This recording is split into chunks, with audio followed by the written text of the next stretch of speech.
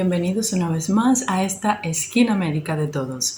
Hoy, como pueden ver, les estoy hablando un poquito más bajo porque tengo una amigdalitis muy mala, la verdad, una amigdalitis eritematopoetasia. Les voy a poner por aquí la foto de cómo está ahora mismo mis amígdalas. O sea que ahora prácticamente no puedo hablar mucho, por eso haremos un programa cortito. Mi intención hoy es tratar de explicarle un poco los síntomas que los pacientes pueden tener y que son sugestivos de cáncer de colon. Es importante que conozcas estos síntomas porque obviamente es la única forma que tu cuerpo tiene de avisarte que algo está mal y que definitivamente debes ir al médico a estudiarte para recibir atención médica temprana y por supuesto para tener un mejor pronóstico. Entonces, aquí imprimí lo que es el colon. Pregúntame. Cállate y escucha. Miren, esto es el intestino grueso. Es lo que nosotros en medicina conocemos como colon y tiene diferentes segmentos. Tiene la región del ciego, el colon ascendente, el transverso, el descendente, la región del sigmoide y finalmente el recto. La función de nuestro colon no va a ser más que contener las heces fecales dentro de la cavidad abdominal. ¿Qué síntomas puede tener un paciente que tenga un tumor a nivel del colon? Mira, básicamente depende de la localización. Los tumores, los más frecuentes a nivel del colon, se van a ubicar aquí, en la región del sigmoide. Y luego, en orden de frecuencia, le sigue el recto, el ciego, ascendente, transverso y descendente. Ahora, cuando los tumores se localizan en la región izquierda del colon, donde está ahí, ¿ves? La región izquierda, se van a caracterizar fundamentalmente por obstrucción. ¿Por qué? Porque estos tumores les gusta crecer hacia adentro de la luz intestinal. Vamos a suponer, como puedes ver aquí, el colon es como si fuera un tubo, ¿verdad? Un tubo. Si el tumor crece hacia adentro, ¿qué es lo que va a pasar? Que el espacio que tienen las heces fecales para atravesar este tubo y ser expulsados posteriormente con la defecación es muy pequeño, en dependencia del tamaño que tenga el tumor. Por eso, los pacientes que tienen tumores izquierdos suelen hacer cuadros obstructivos, suelen tener cólicos, suelen también alternar periodos de constipación con diarrea, pero bueno, eso se los voy a explicar cuando vayamos por cada segmento. Sin embargo, los tumores que crecen en la región derecha del colon, o sea, en esta área de acá, son tumores que se van a caracterizar por crecer no hacia la luz intestinal, no hacia adentro, sino que ellos van a crecer hacia afuera. O sea, ellos van a tomar las paredes del intestino grueso y van a empezar a infiltrar los órganos vecinos. A esto en medicina nosotros le conocemos como tumor vegetante. ¿Por qué? Porque crece como las plantas, como echando raíces.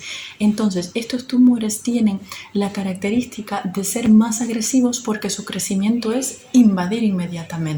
No te da la oportunidad de que crezca para adentro y quizás que todavía no haya tomado las arterias y los vasos linfáticos, sino que ya desde etapas muy tempranas puede tomar los linfáticos y las arterias y diseminarse y dar metástasis. Por tanto, los tumores derechos tendrán un comportamiento un poco más agresivo que los tumores izquierdos. Por supuesto que siempre van a haber excepciones a la regla, como todo, pero la generalidad, por lógica, es que sean tumores los derechos un poco más invasivos por esta forma de crecer. Entonces, ahora sí, vamos a comenzar diciendo los síntomas por cada uno de los segmentos. Vamos a ver. Get ready.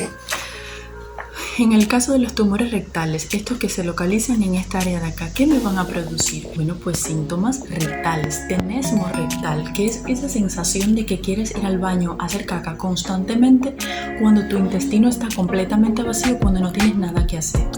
Pero debido a que tienes un tumor en esta área, el tumor se comporta como cuerpo extraño, te estimula la defecación todo el tiempo y por eso tienes tenesmo rectal, que es como le llamamos en medicina. También tendrás una rectorragia, que es un tipo de sangramiento digestivo bajo en el que las heces fecales van a ser muy rojas porque están mezcladas con sangre. Y ahora me dirás, caramba, Neris, pero obvio, si es que la sangre es roja, ¿cómo no va a ser roja la sangre que yo voy a ver? Bueno, pero es que lo que pasa es que en dependencia del área de tu sistema digestivo que esté dañado, el color de esa sangre puede variar, puede ser incluso negra, puede ser incluso como la borra de café. Por eso el color color que tiene la sangre en las heces fecales es un dato muy importante a la hora de diagnosticar o a la hora de tener una idea sobre el probable origen de ese tumor. Y cuando el tumor esté acá abajo, la sangre va a ser rojita. ¿Por qué? Porque está allá abajito, está muy cerquita, nada más que la S daña los vasos sanguíneos que están allí irrigando el tumor, y esos vasos sanguíneos superficiales pues va a empezar a sangrar. Entonces, ¿qué otra cosa vamos a tener aquí cuando tenemos unos tumores en recto? Diarrea con moco, mucho moco. Sobre todo hay un tipo de tumor que se llama adenoma velloso, que tiene una transformación maligna y que realmente el adenoma velloso da esto, mucho moco. ¡Ay, Dios mío! ¡Cállate la boca! Shut your mouth.